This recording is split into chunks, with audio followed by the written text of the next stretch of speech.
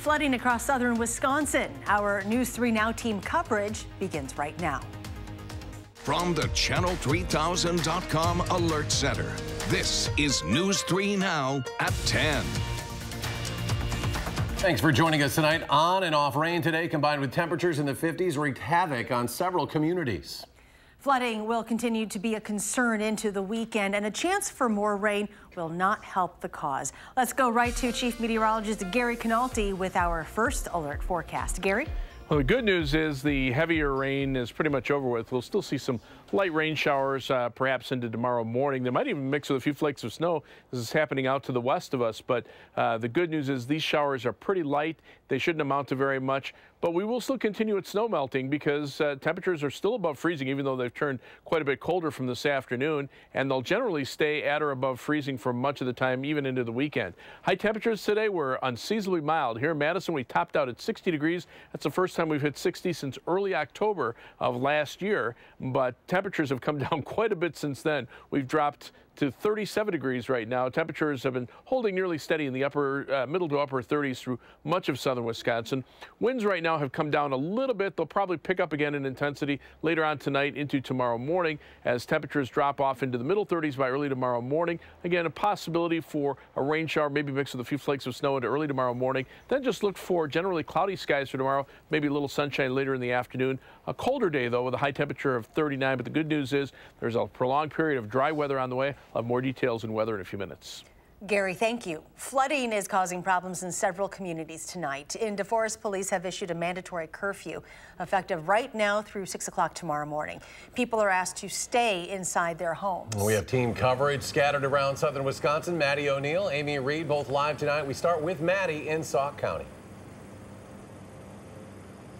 Hi, Eric and Charlotte. Yeah, we knew with forecasted higher temperatures and rain that flooding was a likely possibility, but that doesn't make dealing with it now any easier. We're here on 13th Street in Prairie du Sac, where you can see water is still on the road here. It's just one of many roads that are covered with water. Police are still out here making sure that drivers aren't going through here, and it's not just water on the roads, but it's creeping up to a lot of houses as well. Sickening. My stomach is just in knots. At long last, winter's grip is loosening. Just too much heat and snow is melting too fast. But what we're left with on the other side. This is worse. Yeah. Kept hearing everybody say that they were praying for spring. I think it came a little bit quicker than anybody anticipated. Floodwaters and all that lurks in them are coming in on city streets quickly, too. When you drive through that creates a wake, and it may cause substantial damage to somebody's home. Sauk Prairie Police Chief Jerry Strunz says this stormwater retention pond near 13th Street is over capacity, and machinery is trying to keep up. They are pumping massive quantities of water. A few blocks away, where sandbags are no match to the rising water, residents are doing what they can, too. It's miserable and makes me angry. As flooding threatens Richard and Jean Fisher's home. But there's only just so much snow, right? And that's got to stop. They're helping pump water out of neighbor Regina Laurie's yard. If you ask me how do I feel like throwing up. With 3 to 4 feet of water surrounding her home and no flood insurance, Laurie hopes officials will do their part to redesign the area so this doesn't happen again. Somebody's got to find the answer. This isn't how Laurie envisioned spring's arrival. Not like this. But she's still finding a glimpse of the sun. Here is the bright light in this whole thing is it's neighbors helping neighbors. That in itself is just, it's a ray of sunshine. Officials are encouraging anyone worried about flooding to take any precautions they can right now, including sandbagging, and then police are also asking drivers, especially at night when it's dark out, to slow down, keep an eye out for those high water signs, and especially avoid these barricaded areas. Eric and Charlotte. Madeline O'Neill reporting in Sauk County. Maddie, thank you. Columbia County has declared a state of emergency for the city of Lodi and surrounding areas. The flooding caused the entire downtown area to be evacuated. Power and gas have been shut off, and the police chief says it likely won't be back on until tomorrow. The National Weather Service told city officials that ice dams down Spring Creek are keeping the water from flowing, and that's what's causing the flooding. The flooding in Darlington is expected to be the worst since the early 1990s. Several roads in the downtown area are underwater. Major flood stage in Darlington is 16 feet, and officials expected the river to rise above that today.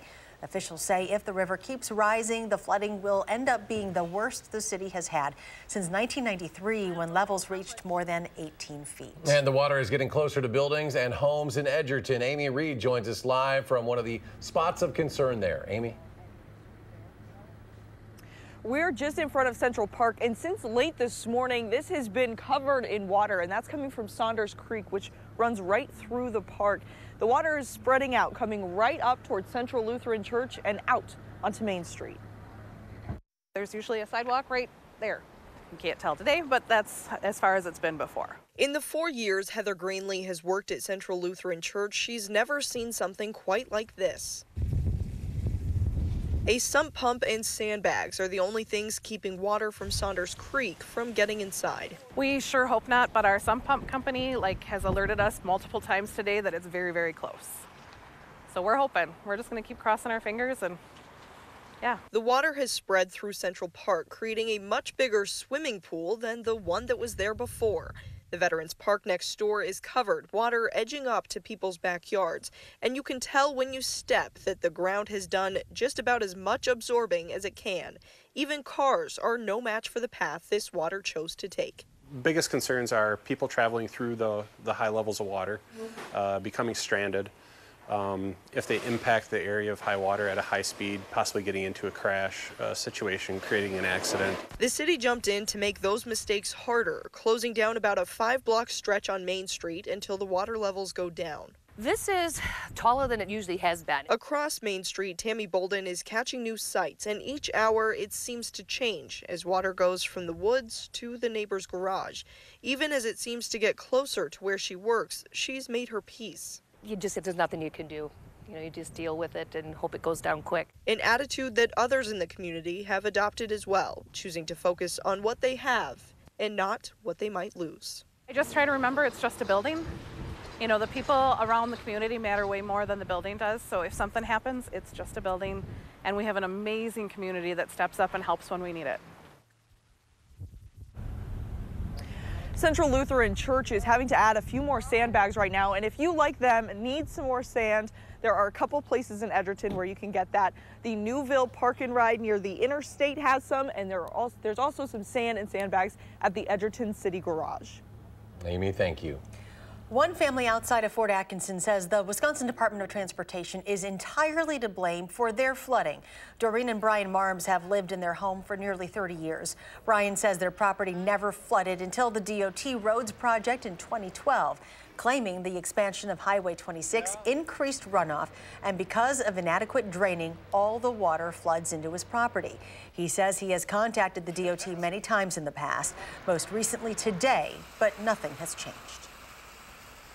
I think I talked to 4 different people, 2 this morning, and they all said they'll get back to me. I think I talked to 2 of them, different ones yesterday. I kept getting different names. They sent me to somebody else. They all said they'd get back to me. None of them did, So, yeah, they don't care.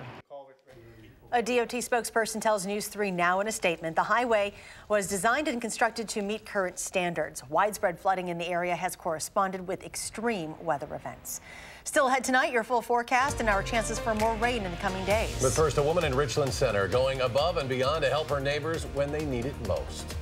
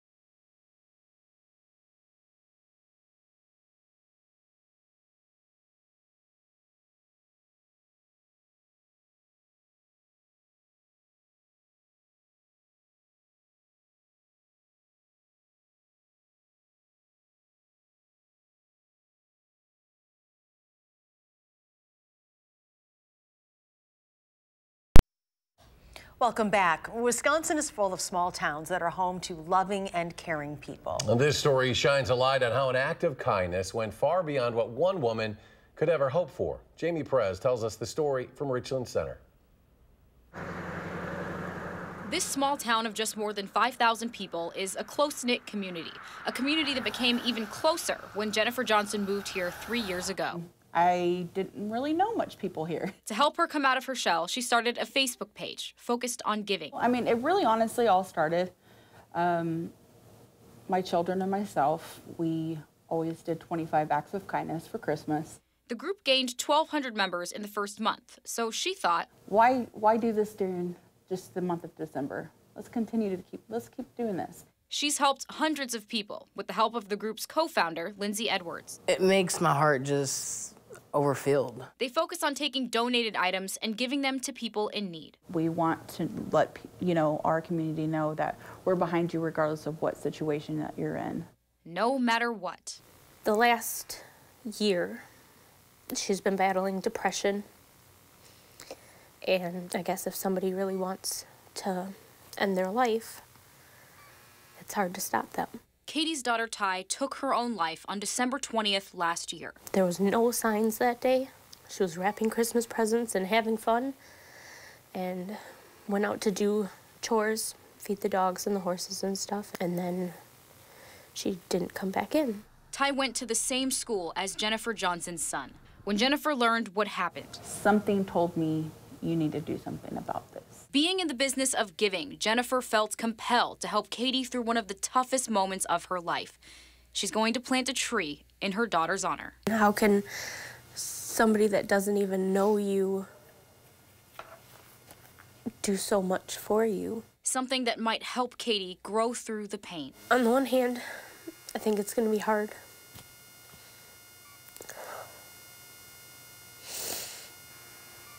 Watching the tree grow when she doesn't get to.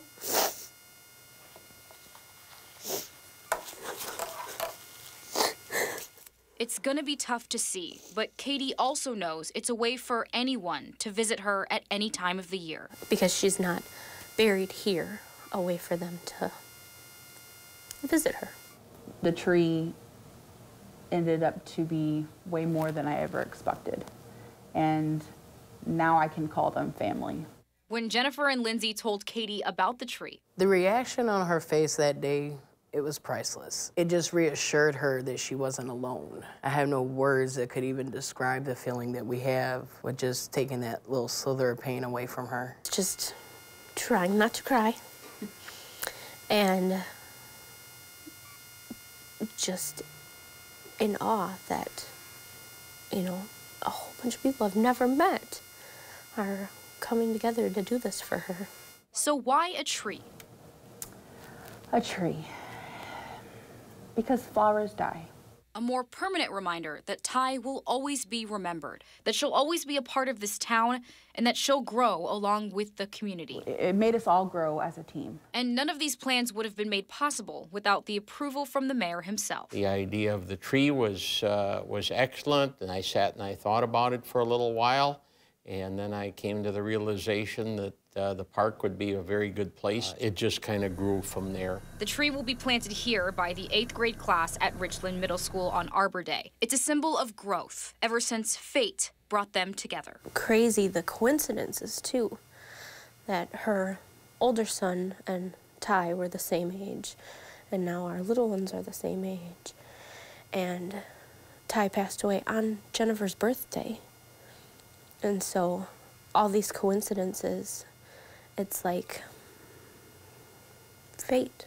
We were supposed to meet.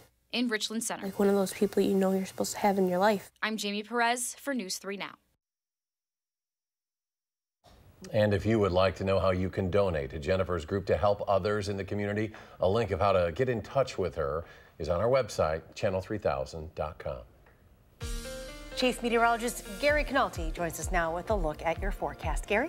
Well, things have settled down. We actually had our first round of severe weather today as a line of showers and thunderstorms moved through the area early this afternoon right along a cold front that dropped temperatures about 15 to 20 degrees as it passed. Across southern Wisconsin, there was one severe weather report near actually Johnson Creek with pea-sized hail being reported there covering the ground and wind gusts to 50 miles per hour. About 220 as that line of showers and thunderstorms moved on through. But a wider perspective, you can see a lot of severe weather reports, a lot of hail reports from northeastern Illinois through Indiana and into southern Michigan. A confirmed tornado near Vernon, Michigan damaged at least a couple of homes and produced quite a bit of debris. So we're getting into that time of year that severe weather will start threatening. But tonight, things have calmed down. Now we're down to just a few light rain showers that could even mix with a few flakes of snow. You can see some snow out to the west across Minnesota. Not looking for anything to stick to the ground as temperatures will probably still stay above freezing overnight, but that will be enough at least to remind us that that taste of spring that we had earlier this afternoon probably isn't going to last, at least for the time being. Snow still continues on the ground through much of northern and central Wisconsin. A lot of this has melted away. Here in southern Wisconsin, the snow is confined to the bigger piles that developed as we shoveled through the last 6 to 8 weeks of snow and near the curbs and the sidewalks. But there's still a fair amount of snow on the ground here. As that snow continues to melt, that continues to produce more water into the rivers. So we still have a flood watch in effect until 7 a.m. tomorrow morning for much of southern and eastern Wisconsin, including our entire viewing area. As we check out high temperatures today here in Madison, we hit 60 degrees. That's the first time we've been that warm since early October of last year. Look where the temperatures are now. We're down to 37 degrees, and you can see temperatures out to the west, mainly in the mid to upper 30s. So I'm not expecting a big drop in temperatures to below freezing, but still enough to remind us that those temperatures have dropped quite a bit since this time last night, down 13 degrees here in Madison. And as we check out the winds, they've kind of lightened up a little bit around here. The strongest winds are to our south and to our west. Take a look at some of the peak wind gusts today in the mid 50 mile per hour range across parts of eastern Dakotas and western Minnesota, where they had blizzard warnings earlier today, and even to the south across Illinois, 55 mile per hour wind gusts into the Chicago area.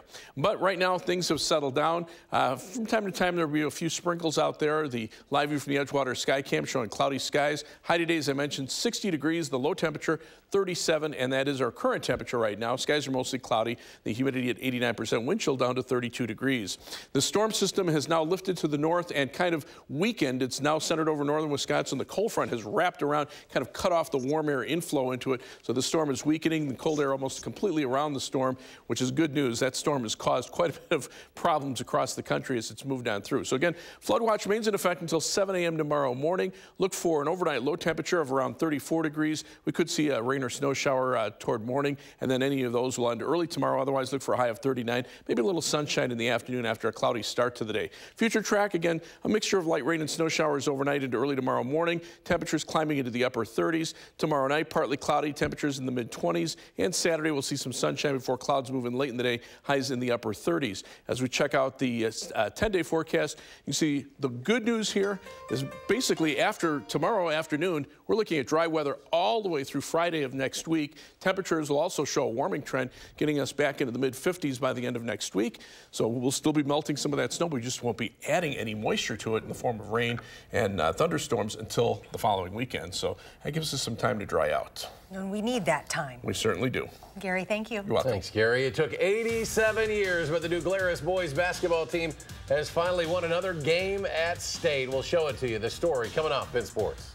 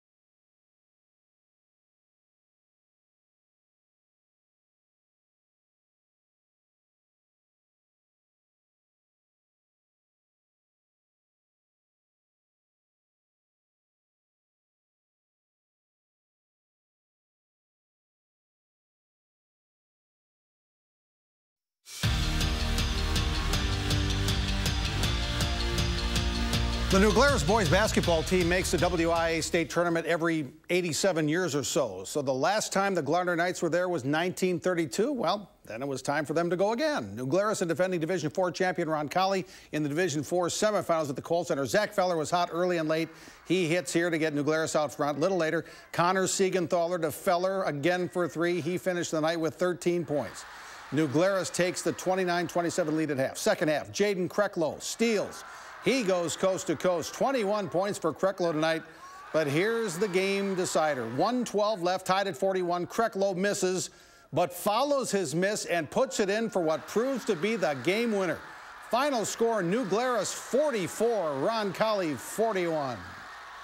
Just to be able to go here with my teammates that I grew up with, and Coach Cisco, my dad, the assistant coach, and this community. I mean, they've been behind us since my freshman year, my first game in New Glarus. So for us to be able to do this for the town of New Glarus, it feels amazing. New Glarus now 25-2. They'll play Lord's Academy in the Division IV final Saturday afternoon at 12:45. That was New Glarus's first win at boys state basketball since 1932. So guess it was worth the wait. The tournament started with the Division III semifinals this afternoon. Waupun keeps its great season going with a win against Freedom, 60-43. Martin Luther beat Northwestern. That was 96-61. So it's Waupun and Martin Luther in the Division III final on Saturday. Bit of a surprise for the Badger men's basketball team. Wisconsin will play Nebraska in the quarterfinals tomorrow in the Big Ten tournament. Against Maryland, the Cornhuskers have only 8 players in uniform, but they find a way. James Palmer Jr. scored 34 points last night against Rutgers, 24 more against Maryland today. Final scores, Nebraska 69, Maryland 61, and they only had 8 guys. A lot of teams would just say, what's going on? We got 7 guys. There's no way. And they'd quit. I mean, not just say I quit, but they would, they just wouldn't do those things. So I think that is probably, that mentality is the thing I'm most proud of. We are who we are, not who we not are. So the early session tomorrow in Chicago, Ohio State, which beat Indiana, faces top seed Michigan State at 11:30. Wisconsin and Nebraska scheduled for a 2 o'clock tip at United Center. More second-round games tonight. Minnesota over Penn State in overtime. Iowa leads Illinois. Tomorrow it's Minnesota, Purdue, and Iowa or Illinois against Michigan in the night session in Chicago. Big East tournament, Marquette against St. John's. Big East Player of the Year, Marcus Howard, 30 points. Final score, Marquette 86, St. John's 54. Marquette gets the winner of Georgetown Seton Hall tomorrow night at 9. The Oakland Raiders released wide receiver Jordy Nelson. Last December, the Raiders gave Nelson $3.8 million to help with some salary cap issues, but today the Raiders cut him. It'll be interesting to see if the Packers have any interest in Nelson, who might just retire too. And in Arizona, the Brewers play the Los Angeles Angels. Doesn't look like Christian Yelich will have much of a drop-off from his MVP season. This is his 3rd home run of the spring. He has 12 hits and 24 at-bats this spring. That's 500 batting average. Brewers and Angels played to a 7-7 tie. We'll be right back.